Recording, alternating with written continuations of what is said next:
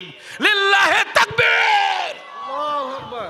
প্রকাশ্যভাবে তাকবীর হলো সুবহানাল্লাহ বলেন। প্রকাশ্যভাবে, গোপনে না, গোপনে না।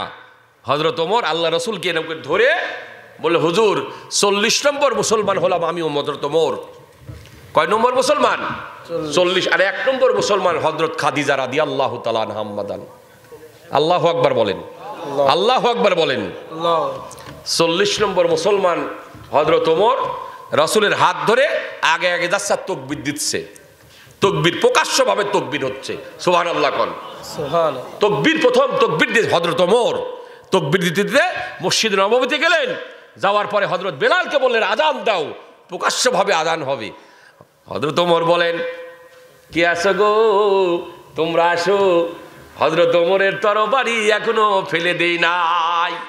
কার স্ত্রীর বুক খালি করতে চাও, স্ত্রীকে বিধবা বানাতে চাও, আসো আমার কাছে, আমার তরবারি দিয়া দ্বিখণ্ডিত করে দিব। সুবহানাল্লাহ, সুবহানাল্লাহ।